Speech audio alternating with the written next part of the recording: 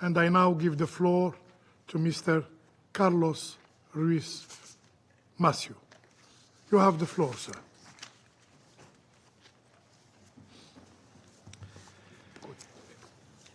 Mr. President, distinguished members of the Council, I would like to begin by expressing my best wishes to you at the start of a new year that will certainly demand redoubled efforts to consolidate peace in Colombia. It is an honor to be joined by Foreign Minister Luis Gilberto Murillo. I am pleased also that Diego Tovar is able, once again, to address the Council in today's session, representing the other signatory party of the agreement. The presence of representatives of both the government and the former FARC-EP reflects their continued commitment to an implementation process that requires their active cooperation. I also look forward to hearing the perspective of Armando Balbuena from the Special High-Level Instance of Ethnic Groups, IAMPE, on the challenges of implementation of the ethnic chapter. Mr. President, as last year drew to a close, Colombians celebrated the 8th anniversary of the peace agreement, taking pride in historic achievements of the peace process, while looking ahead to fresh opportunities to further the cause of peace in 2025. Tragically, the first days of the year have been marred instead by violence. I am deeply saddened by the actions that have bloodied the remote Catatumbo region of northeast Colombia since late last week, claiming dozens of civilian lives, including former combatants, signatories of the peace agreement, as well as local leaders and members of communities. According to numerous reports, many of the victims were individually targeted and killed. The Secretary General issued a statement yesterday evening expressing his deep concern and condemnation of the violence against civilians in Catatumbo. President Petro has announced that he has suspended dialogues with the National Liberation Army, ELN, has traveled to the area of the violence and mobilized government agencies to help those affected. Thousands of persons have been displaced, and there has been an outpouring of appeals from civil society in the region and nationally for an immediate stop to the killing. The bloodshed, the result of an ELN attack in an area presence of a rival armed group known as EMBF, is part of the ongoing confrontation between armed groups and in various areas of the country where there is a limited presence of the state and where they compete for control over illegal economies. I condemn these killings, which are an attack against peace itself.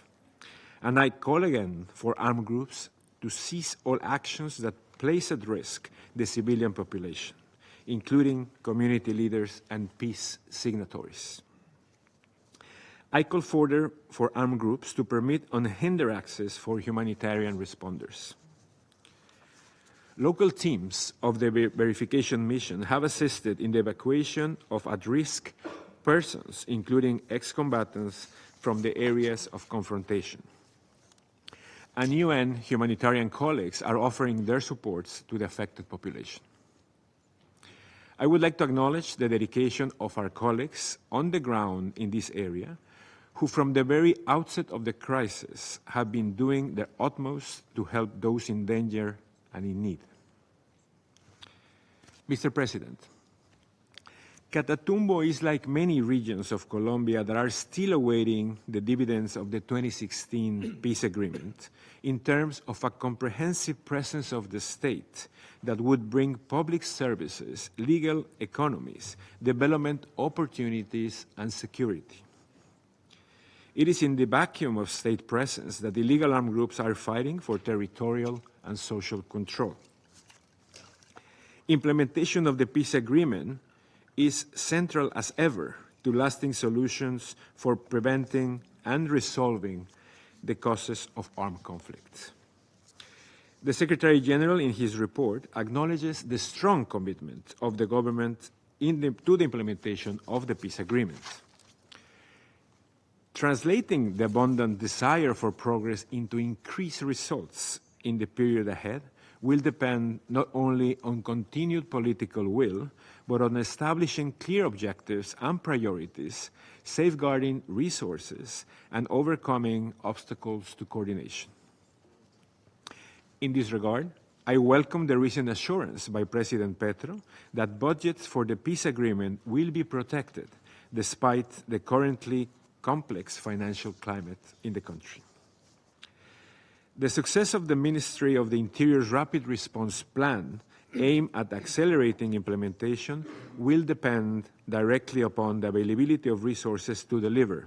For example, on its promise to speed development and infrastructure projects to regions prioritized in the peace agreement under the newly established territorial pacts. Also in relation to rural reform, which has seen significant progress over the past year, funding will be essential for the adjudication and formalization of land. Mr. President, it is critical to accelerate the implementation of the ethnic chapter of the peace agreement, which focuses on the needs and priorities of Colombia's Afro-Colombian and indigenous communities, including their protection. Too often, they are the most victimized by the violence still plaguing rural Colombia. The Bari and Yucpa are among the populations affected by the violence taking place in Catatumbo, for instance. We are hopeful also that the gender provisions of the peace agreement will move forward more rapidly in their implementation, in synergy with the new National Action Plan on Women, Peace and Security. This also requires adequate funding, a territorial approach, proactive leadership, and constant engagement with women's organizations. Reintegration continues to be an inspiring example of how peace is changing the lives of former combatants and communities. I was able to appreciate this 2 weeks ago when I visited the territorial area for training and reintegration of Tierra Grata in the department of Cesar. Former combatants demonstrated various achievements in the reintegration so far, such as the construction by their own means of over 70 permanent dwellings and the productive projects such as the shoemaking factory and a road paved together with a nearby community. In places where ex-combatants are living all around the country, significant challenges are yet to be addressed to ensure that the projects are sustainable, housing is improved, and security guaranteed. Señor Presidente. Mr. President, with regard to the process of transitional justice, it must be recognized that progress has been achieved by the Special Jurisdiction for Peace. This includes indictments, unprecedented indictments of 158 individuals considered to be those mainly responsible for serious crimes committed during the conflict, as well as their findings and their contributions to the truth.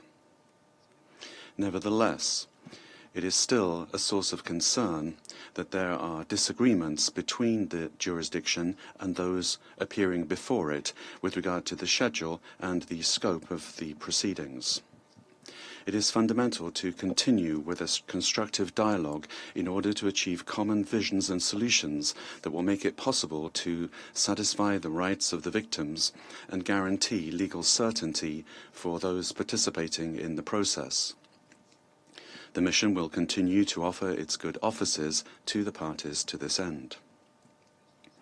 The just demands of the victims require a response which includes a broad panoply of instances, which includes but is not limited to the SJP. The SJP is called upon to play a special role as a transitional tribunal whose success will be determined by its capacity to contribute to both justice and to peace. If it manages to strike this delicate balance, the jurisdiction will consolidate its historic legacy, both for Colombia and for the world. This year, when we hope that finally the first sanctions issued by the jurisdiction will come about, there will need to be a decisive commitment and the active involvement of relevant entities of the state in order to establish the conditions for their implementation. Amongst the key actors are the Ministries for Defense and Justice, the Agency for Reincorporation and Unity for the implementation of the agreement.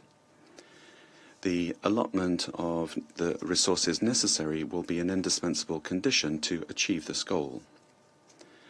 It is important to bring about effective coordination between the jurisdiction and the government. The demonstration by the state of its capacity for implementation, beginning with its own initial sanctions being issued, is fundamental for the success of the transitional justice process and for the agreement in general. Mr. President, distinguished members of the Council. Over the past few years, Colombia has clearly demonstrated its commitment to dialogue as the most constructive way of addressing differences and resolving armed conflicts. The United Nations can only agree with that approach as a matter of principle. At the same time, the latest events in Catatumbo show us that any violence against civilians is unacceptable and can be devastating not only to the victims, but also to the very environment for peace talks. Violence erodes trust and legitimacy among the parties, communities, and public opinion at large that is essential for any peace process to succeed. With respect to the various dialogue processes underway in Colombia, moments of crisis are also moments of opportunity for reflection and adjustments where needed. For some time now, there have been calls from many sectors that, on the one hand, armed actors in dialogue should firmly commit to respect international humanitarian law, and on the other hand, the dialogue efforts should be accompanied by effective security strategies that focus on prevention and the protection of communities. I am sure that the government is constantly analyzing the situation and that it will seriously consider these calls while maintaining its willingness to pursue dialogue. Mr. President, distinguished members of the Council, I would like to conclude by reiterating the centrality of the 2016 final peace agreement as the core instrument for consolidating peace across the country. Only by fully and deeply implementing the agreement, bringing a comprehensive presence of the state to the long marginalized areas, can the country expect to overcome the factors that continue to foster conflict. This year is an important window for Colombians to continue to work together to advance peace as a strategic national objective. It is also crucial and a crucial opportunity for the Council to maintain its unanimous support and solidarity for this historic peace process. I have no doubt that it will do so, and I greatly appreciate its support for the verification mission. I thank you, Mr. President. Mr. Ruiz Massieu for his briefing.